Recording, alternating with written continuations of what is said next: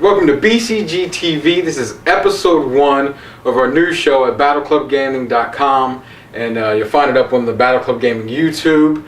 I know I'm familiar, and that's probably because the two other hosts at Boom Podcast on Battle Club Gaming never do shit for the website. I got one behind the camera, but you'll probably never see his face. And then Yayizzle, as always, he's never around.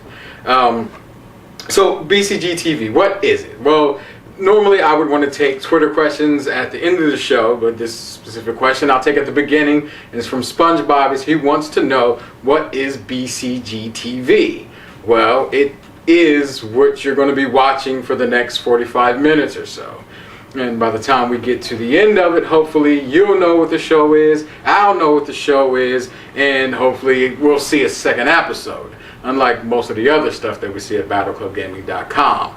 So before we really launch into BCGTV, I want to take this opportunity to say goodbye and rest in peace to all of the failed shows and attempts at articles that we've had on the website. So let's just take a minute to bow our heads in remembrance.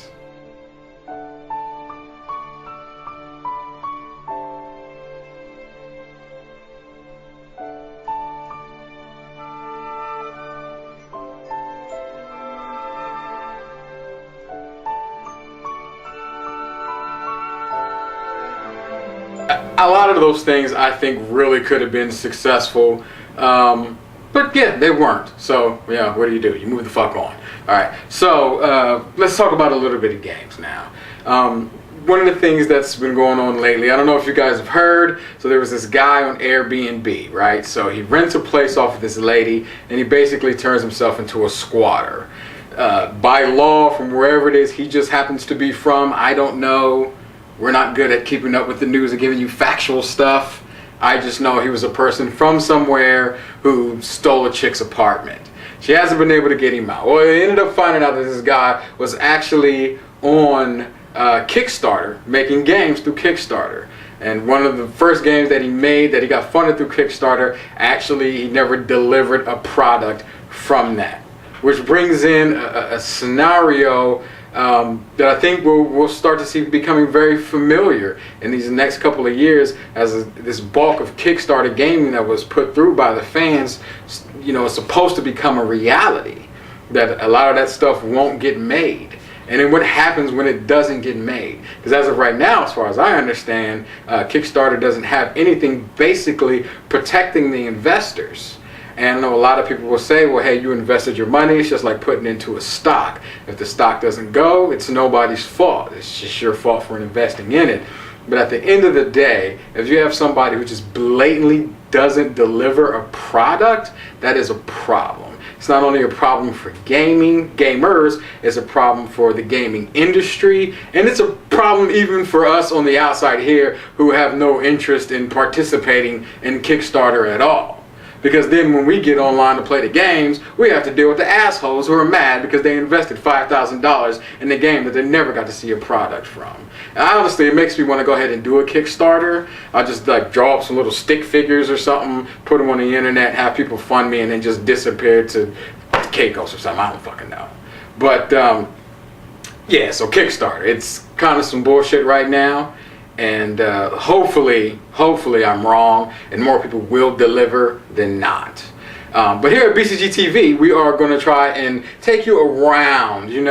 As gamers, people think we like to sit in the house and just sit on the couch and just eat horrible food and play video games all day. But it's not true. The idea of the gamer has grown. We like to have sex and play video games. We like to eat healthy food and play video games.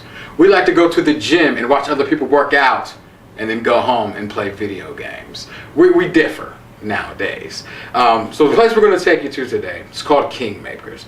It's in the short north Columbus, Ohio. So if you happen to be visiting or if you're from here and you're watching this video and you want something to do on a night, Monday through Friday or a Saturday or a Sunday, or depending whatever their hours is, this will be a cool place for you. So we're going to cut to let you guys see what's up to Kingmakers, and we'll see you back here after that video.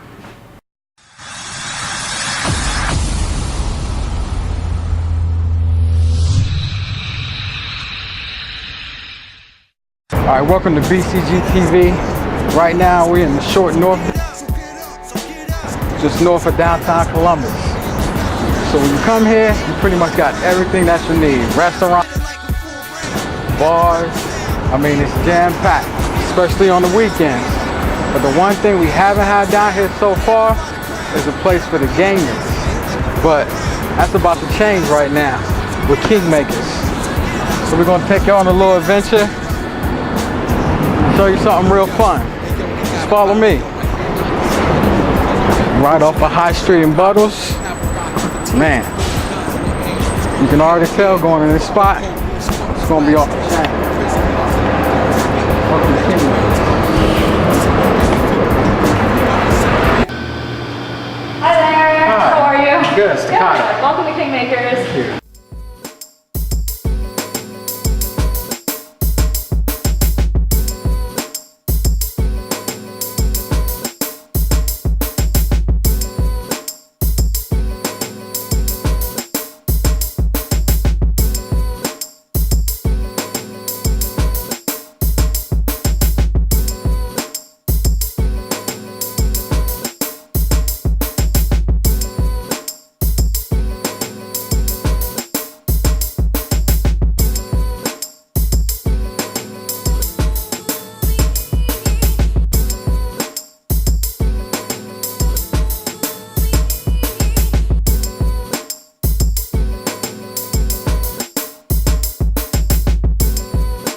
So can you tell us a little bit how things work around here? Yeah, totally. So we are a board game parlor. It's a $5 per player fee to access our board game library.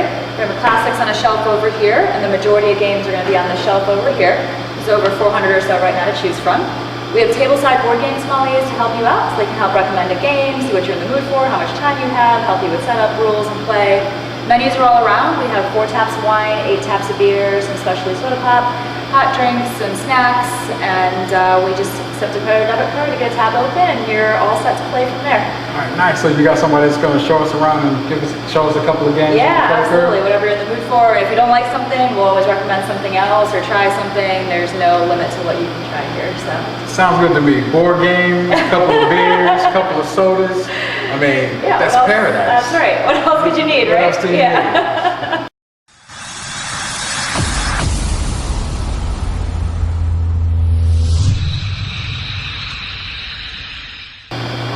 We're here with Sean from Kingmakers. She's going to go over some of the various games that we have in the background, some of the stuff you'll be able to enjoy if you come in.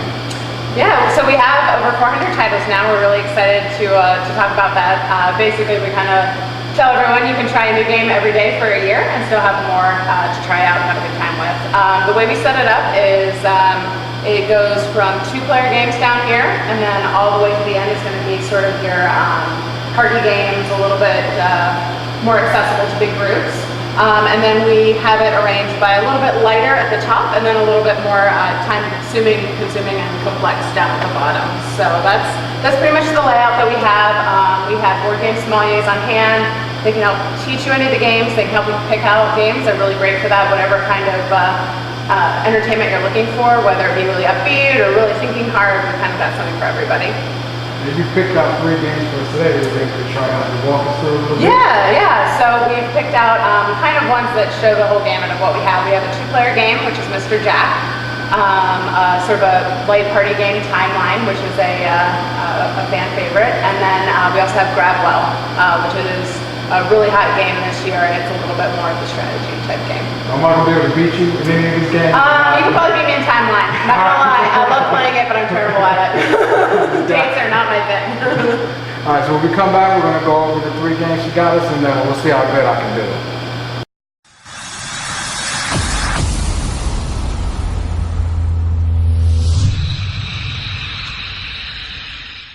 All right, so we're here with the first game we're going to learn today, Timeline. This one has me excited because it constantly got me thinking like Doctor Who or something. I can jump in the TARDIS, go back and figure this stuff out. So can you tell me a little bit about this game? Yes, I'd love to. Super fun game. It kind of tricks you into learning in a way, but it really makes it a lot of fun. We have a few games for sale, and this is one of them because it is so popular with the crowd that comes in. So basically you'll have a timeline here that we're all working together on, but we're going to be competing in that we're trying to get rid of the cards that we have in our hand. So what you'll do is you'll look down and see what you have available and try to guess where it's going to go in that timeline. So I have the invention of the diving suit, and I'm going to guess that it goes right in between here. Hey! I'm right! So if you get it right, it just adds to the timeline. If, however, I would have said the diving suit happened over here and I was incorrect, I would discard that card and drop a new one. So you're trying to get rid of your cards first. Oh, man. Got this. So how long does a game like this typically take? It depends on who's playing, not gonna lie. We do have, there's a lot of different versions. We have the historical events and, some teachers come in and they play that and they can be done in about 5 minutes, but really depends on how many people you play, but it's definitely gonna be around that 15-minute, not a super long game. Of course, if you get more people, it's gonna take a little bit longer, but. So you said there are other versions. What other genres of the other versions? We have the inventions right here. Then we also have fun music and cinema for those music and cinema buffs, historical events, diversity, and then science and discoveries. We also have a couple of timelines, and those are fun because they let you decide what you want to go based on. It's just not the year, but it could be the length of a frog or the weight of an elephant, all that kind of fun stuff.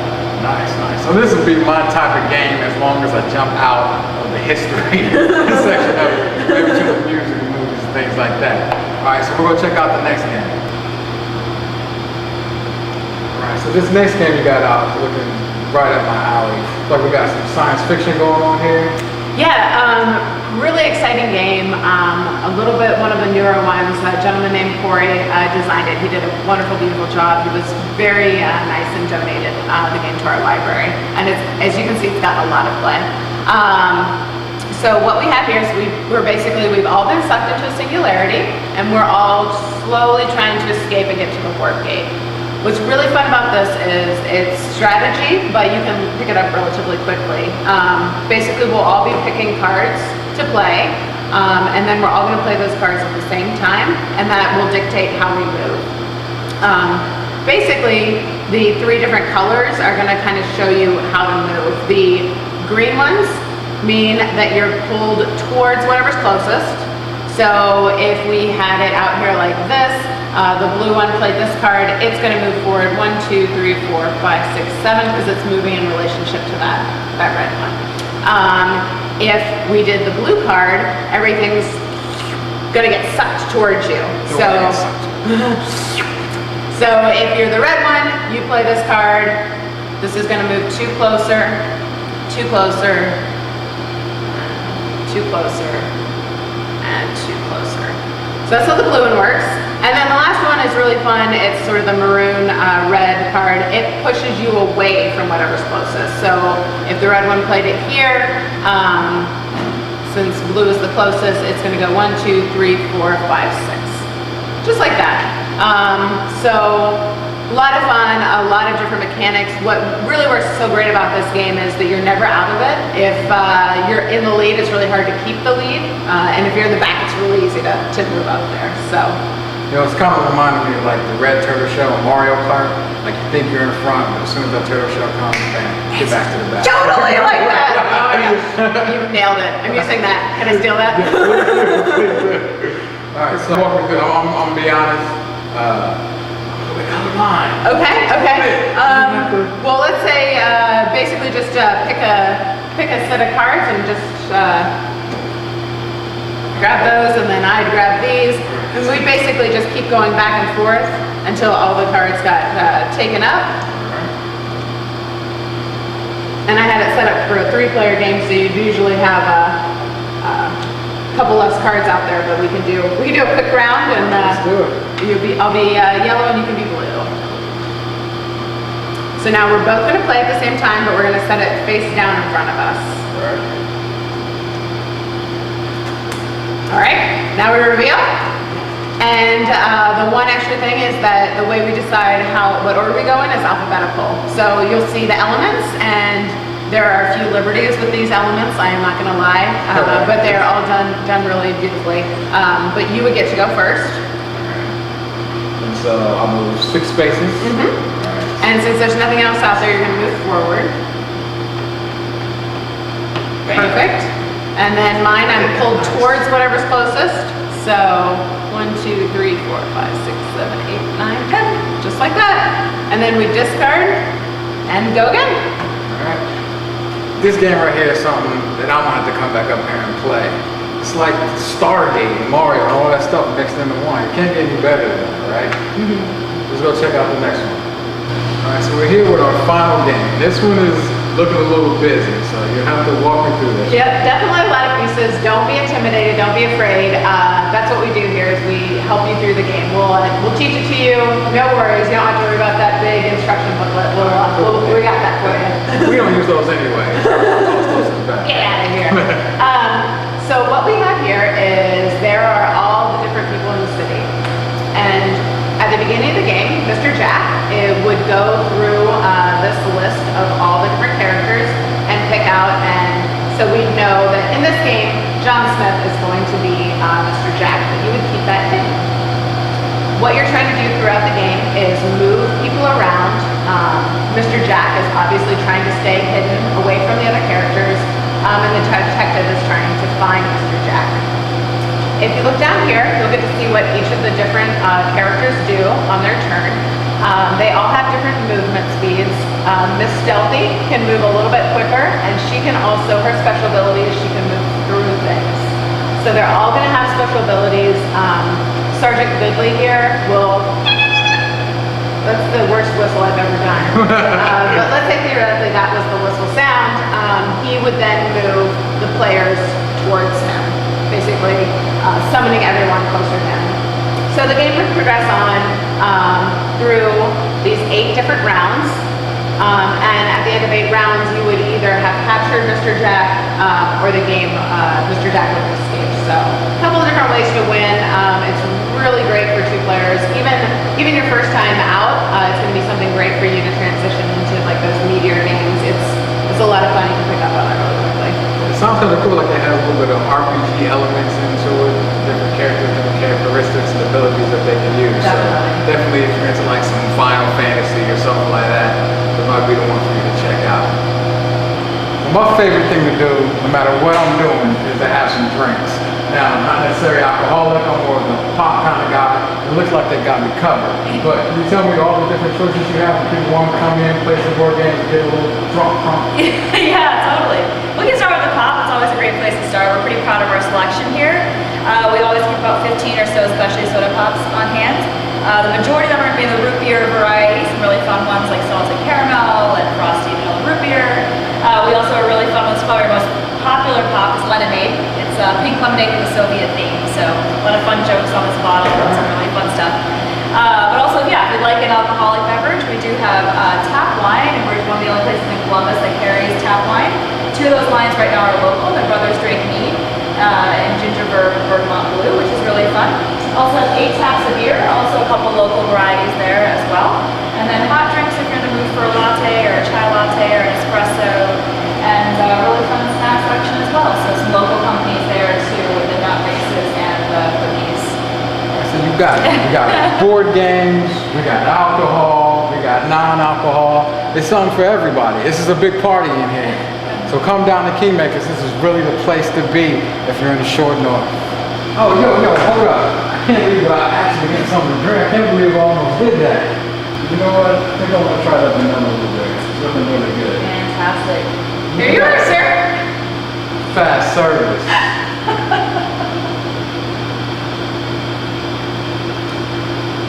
That is amazing. That's amazing.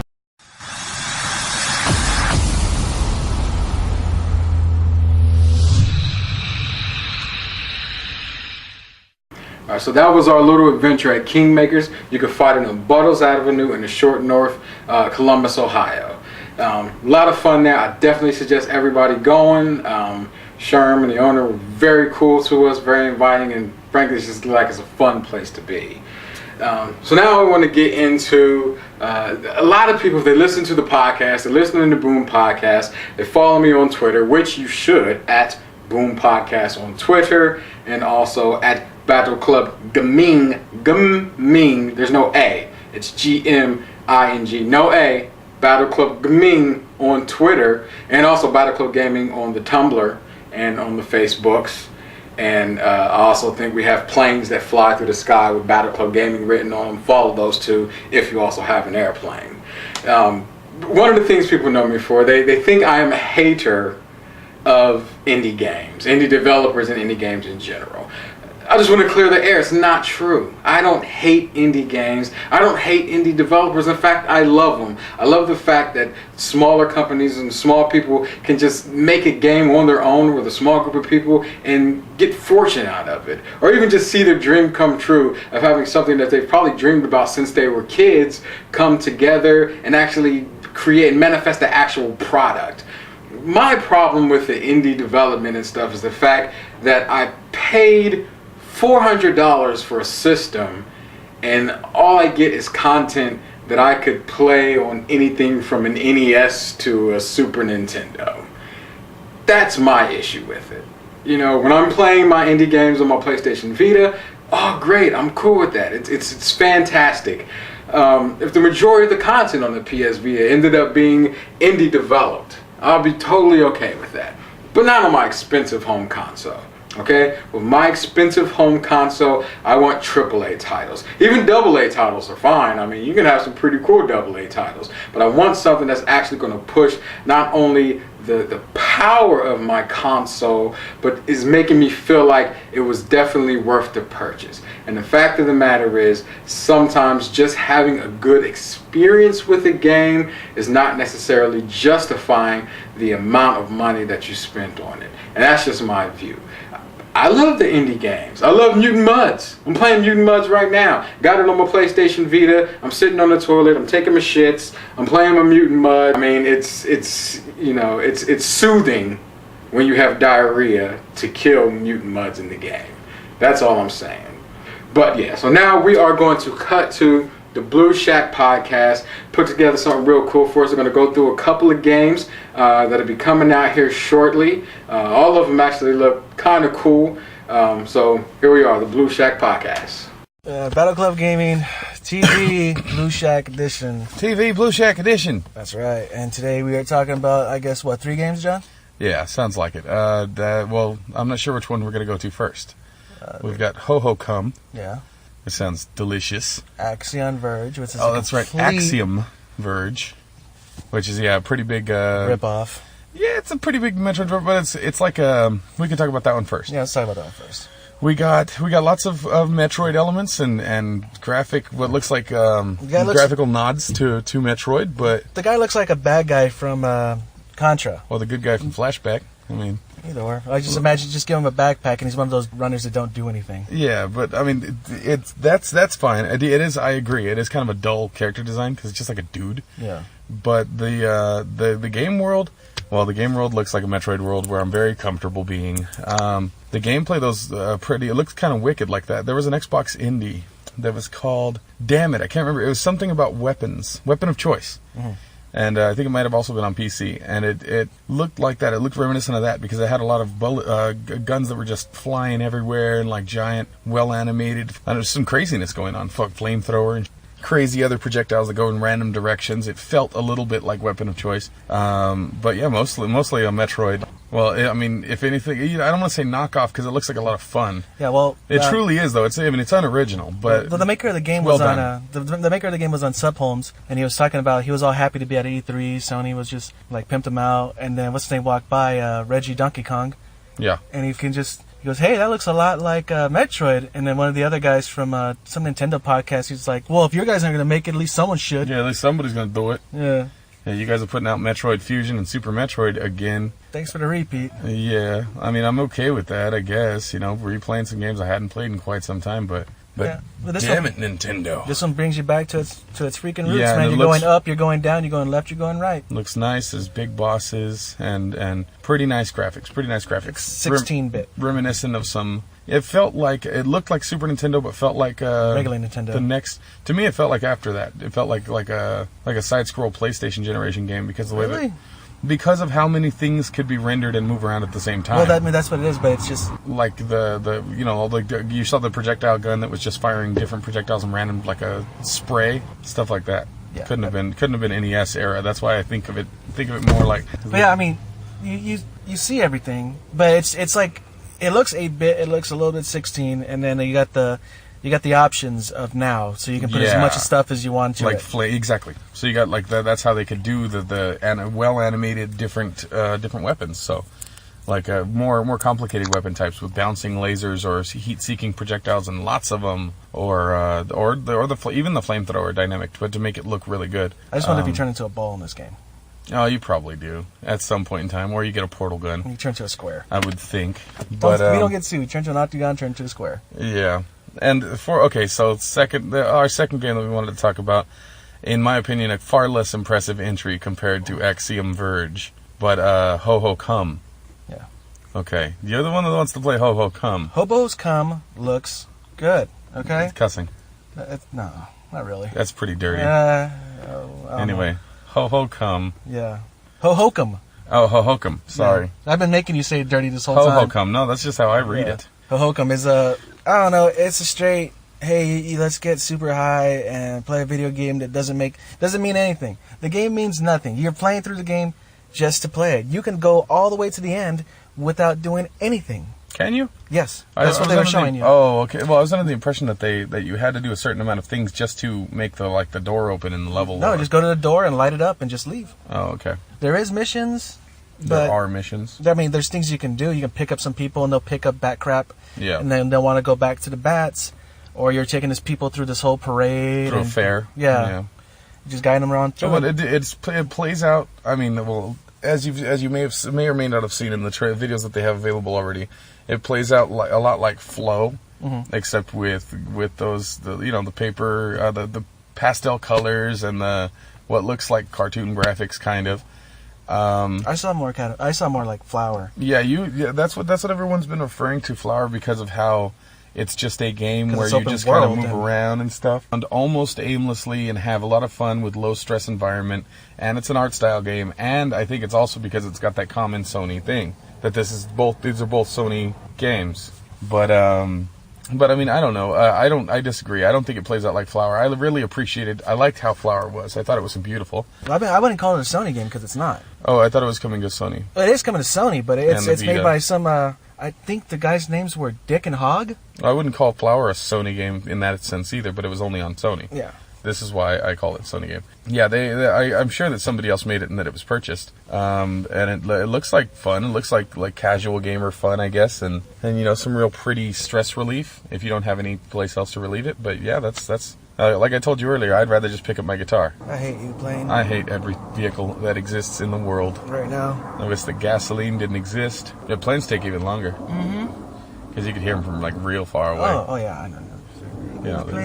All the way to the horizon. They just keep that in there and draw a crappy little plane just floating across the breeze. Yeah, no, we could totally just throw in a plane video during this plane sound part. I hate you playing. Planes taking off, some stock footage.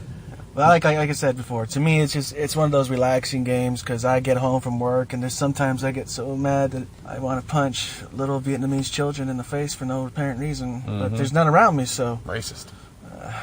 I'm not. It's not racist. It's just choosy, Yeah, I guess. My fists have a preference. Yeah, they do. But they crave Vietnamese children. But I mean, it's just something that's gonna calm me down. It's gonna have me just maybe laugh at the stupid stuff that's happening. I mean, these games, should they be on the PS4? No, people want those AAAs. But you mean like Hobo Come? Hobo Come, yeah, and stuff like that. I mean, it's good that it's there. I don't think it's bad that it's on the PS4. I think that all sorts of it gives every game maker a chance to make whatever they want to. No, because this one, it gives every game maker that creates games with graphics in HD, with really beautiful, smooth music, an art style that's developed by a person who's gone to college for some type of art design. It gives those people a chance. It doesn't give the kids that who has a game that they just can't make look nice enough. It's not going on the PlayStation Network. Well, now that they've opened the gates just to free themselves from PC shackles and Nintendo shackles, there you go. Now you got it on all systems. Mm-hmm. Everything's coming to all systems now. I pray that like I'm saying, I think that one's a heavy developed product. The one that you were to Hobo Come. I think it's been pretty well scrutinized, and that I'm sure that people from Sony, where they're releasing it or whatever, It's a 12-man team, dude. That will tell them, hey, you can make these sharper. It's going to be on PS4. Yeah. You need to make this perfect and nice and well defined. It couldn't be some gritty, hard-edged, crappy game that was like half-assed. Is what I'm saying. And those games do come out on, say, like PC or, well, at this point, Wii U for some effing reason. Yeah. No, I mean, like, the thing is, most of those games that are on Wii U are already on PS3. Oh, there's a bunch of real bad ones, though, that Yeah, are not even touching PS3. I'm talking, those are the ones you're talking about, like Trine and like the ones that are made by studios. Yeah, I've seen those too, but I have not seen some of the crap. And like on the old Xbox Indie Marketplace, this is what I mean, like all the way down to the bottom. Not just, that's pretty far, no. You can't talk about the Xbox market when it was not one company-made game. Yeah, they're not made by a big company. Not made by, like, it doesn't even matter company, just a small money publisher. size. I mean, it's just a small company, just like a 10-person team, a 5-person team. These are made by kids, or some teenager that really wanted to make a game, and there it is. You know? Yeah, and it was just some crazy project where he did some okay subpar thing, or that he put a lot of effort into, or whatever. But it wouldn't be allowed, is what I'm saying. There's a certain level of design prowess that's needed, and plus Sony seems to like him a certain way. You remember Ibn Ob? Yeah. This big time reminds me of Ibn Ob. So the third game we wanted to talk about, Tekken 7. Tekken 7. Now done with the Unreal Engine instead of the Havoc engine they used last time. So how long did they use the Havoc engine? Just the one, or I think 2 games. I think 6 and Tag, or just Tag. I'm not quite sure. Okay. Well, we'll check into that. But with Tekken, I mean, what could they do? I'm thinking because they were saying something about it being the final fight or not finish the fight. The final battle. The final battle. So if they, I mean, I doubt that they. So really they're either mean gonna. that. Well, no, because now they're gonna at least kill one of them, Hihachi or Kazuya. Oh yeah, okay. That's all they really mean, huh? Yeah, Dang. and since they separated all totally those characters that. finally enough that they actually are their own separate character, that's kind of going to be a bummer for some people. Yeah. Hihachi has always been one of my favorite characters, so I hope they don't kill him off. Because they're always going to have the legacy slot for Gen players or Heihachi players, whichever one. It probably would be Heihachi who would get killed, considering he's so old. I mean, Jinpachi should already be gone. That was a character they introduced for one instance of Tekken, and then he just stayed. Just like every other character in Tekken. The only one they haven't come back to was that stupid dragon that was in 6. But that was in 6, so who knows, they might put him in 7. He wasn't in Tag. Which one? The dragon at the end of 6. Oh, yeah, that's right. I recall. I only played that a handful of times. I only played that boss a handful of times. It was garbage. Yeah. It was pretty wicked. Pretty cool looking. And this one, it shows, he's like, I guess he finds out the truth that Heihachi killed Kazuya's mother, but for some reason Kazuya's mother's alive again, and he doesn't know about something about the devil gene. Stop it, Tekken. If you give this woman the devil gene when we all know that it came from Heihachi's side of the family, that's not canon. Curses. Stupidity. Yeah, it's not cool. It's not cool. They twisted the plot to where they're coming back around and they don't have any ideas, so they're going to do the exact same thing they did right at the beginning. Actually, no. Now I don't even know anymore, because Shinpachi had the devil gene as Heihachi's dad, right? And then Jin's mother, June, had the devil gene, but it was different. She had some wolf behind her. Remember? Yeah. Oh, was that? Yeah. In Tekken Tag, the first one. So, and then Devil Jin, and she was playing as Unknown. Yeah, Devil. Oh, there's so many freaking stupid devils and stuff like that. Yeah, we'll just have to look. I bet you the storyline looks something like the Zelda story tree. Yeah. Where they just in this instance, when Brian Fury did kill Yoshimitsu, this happens, and this is a whole different story path. It's gonna be another stupid Jack. I don't care what they're doing with the story, as long as they do something different with keep our beautiful Tekken fighting, and take it back to Tekken 4 a little bit, where you had more, like, remember when you're in the garage in Tekken 4? Okay, I want that, but I want it better. I want it to where you can push a car around by knocking a guy into it. there can be a newsstand when you're on the street, and you can knock the guy through the newsstand falls down and people run away. Yeah, that'd be nice. I think they can do that. That's a lot of extra graphics if they want to make the characters look good. But here's the thing. I mean, they could. The fans might complain a lot if they put too many obstacles in the way, and the fans will also complain a lot if they change the art style. Yeah, because then it just turns into Dead or Alive. So all that detail that would have to be in the guy in the newsstand and all the things that are falling and flying away to make it look good and not all crappy. All that detail would they'd have to tone down the fighters on the stage and everything.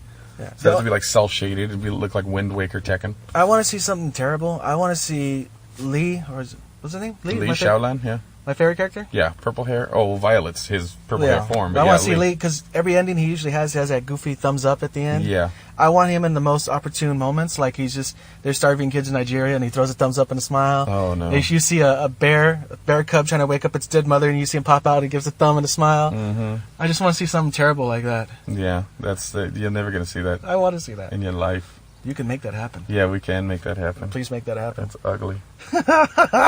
So anyway, first edition Blue Shack video podcast. Not so much a video podcast. There's a bunch of videos and some dudes talking. Yeah, you're not going to see burly fat men talking to you on this one. Or my beautiful beard. Yeah. Yeah, but sometime in the future, hopefully. Yeah. All right, good night, kids.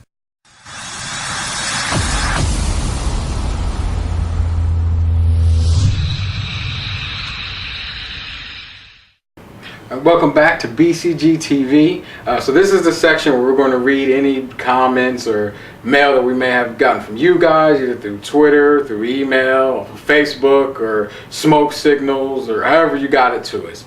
So if you want to get at us, at Boom Podcast on Twitter, Battleclubgaming, remember no A, Gaming on Twitter, Battleclubgaming on Facebook, and when I finish editing this video, there will be a little thing down here with the email address. You'll be able to type that into your email and send me some content, send me some questions or whatever you have. So this question is coming from Guy in the C box, and C stands for cardboard, not cunt. We'll just make that clear real quick. And he's saying it's the great debate. He wants us to rank from most important to least important, coming from graphics, gameplay, music, story, and art design. That's easy. That's easy. You know, the most important, and they're kind of interchangeable to me as far as most important would be the gameplay and the story. If you have a game with fantastic gameplay, that's enough to take you through to the end. Even if the story may not be that appealing, it's just fun to play. And then the same thing can go for the story. You can have a story that can kind of take place of having fantastic graphics or even having horrible controls, but you know, if that keeps you interested in the game, keeps you playing till the end, you know, having a good and important story will be able to do that for you. Now, music, art design, and graphics. Music probably coming last to me. I mean, I love a good soundtrack to a game, but honestly, when I'm playing the game, the last thing I'm thinking about is, oh man, this song sucks. I wish it was better. I could really give two shits about the music until after the fact, when I'm on YouTube nerding out looking for video game music to listen to when I'm at work being bored as shit. Now, another big one would be the graphic design versus the art, or and those, depending on who you ask, some people would say they're pretty much the same thing. To me, and this kind of goes back to what I was talking about when we're talking about the indie games, I like something that's really going to push the power of the system.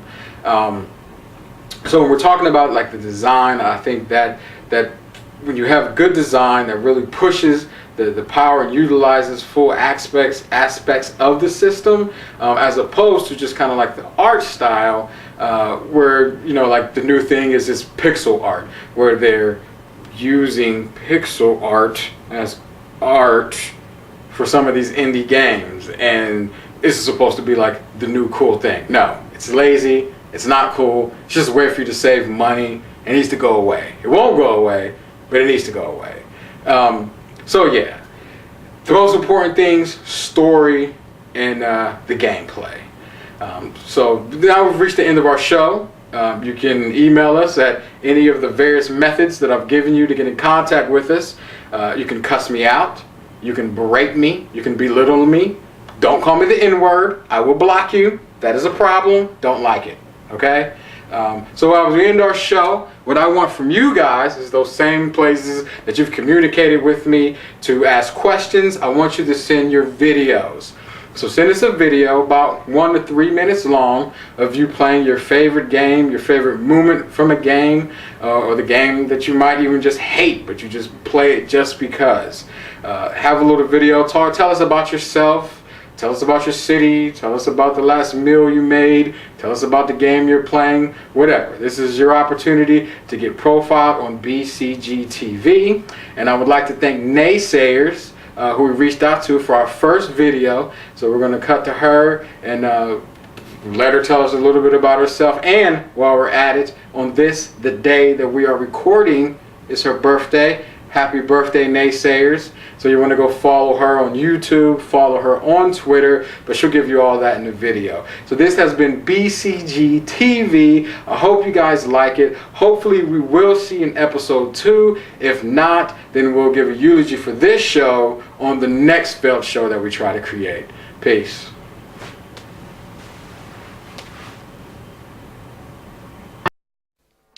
Hey guys, Naysayerz here, or Nay for short.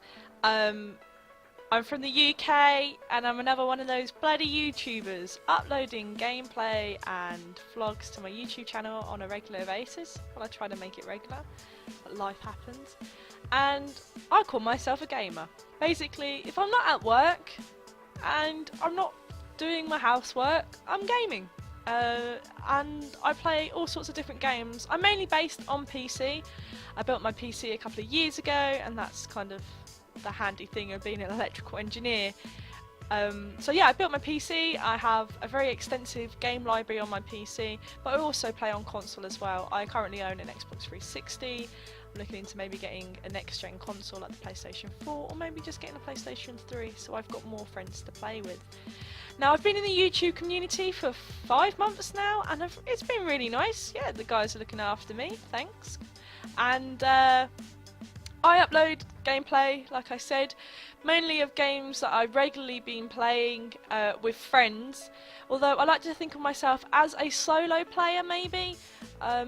Before YouTube and stuff like that, I did play quite a lot of games on my own, such as the Fable series, the Max Payne series, Mass Effect series. I love all that kind of storylines and getting lost in the storyline kind of aspect of gaming, and I don't know if anyone else loves that, but that's certainly something that I love. But I'm not just set on one genre of game. I will play maybe first-person shooters mainly on the Xbox 360, and some racing games as well, like Forza 4. But I'm mainly based on the PC, like I said, so most things that, you know, require high frames per second, such as Battlefield, DayZ, Minecraft, loads of different games like Dirt 3 I play on PC. Maybe everyone else plays that on Xbox, I don't know. But yeah, no, I love gaming, and so here you can see me playing BattleBlock Theatre, which is currently a new series that I'm uploading. It's my first co-op series as well, actually, that I'm uploading onto YouTube on a regular basis. I'm just through to chapter 2 now. Before the YouTube thing, before all of that, I actually streamed. I streamed a few years back as well, and I haven't done it as much as I want to, and I'm going to get back into it. But I used to stream quite a lot of WoW and Portal, and that was really what that sets in stone, me being a solo player. What's expanded me out to play with loads of people? Well, to make my content far more enjoyable, reach out and make new friends within the community. It's a really cool thing, and I think I've got game. I'm wondering if you've got game, and if you do have game, then you're definitely going to be listening to Boom's podcasts. I had the great opportunity of going on one of these podcasts, and I would love to do a catch-up episode. That would definitely be awesome. But for now, guys, hopefully you guys are enjoying the gaming content, and hopefully I'll see you guys on my channel, or maybe one of my streams, or maybe listening to a podcast. Take care, guys!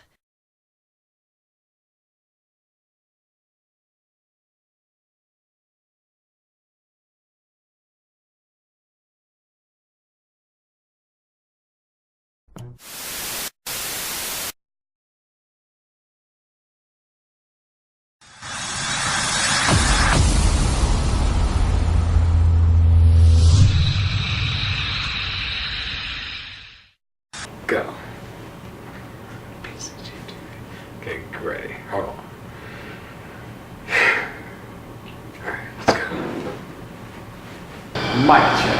1, 2, 1, 2. I ain't got a mic Hello, check. hello, 1, mic 2, 1, check. 2. 1, 2, 1, 2. Good freestyle. One day I went to the store and I said I had to buy a little more. My fella said no. He said we don't got the dough.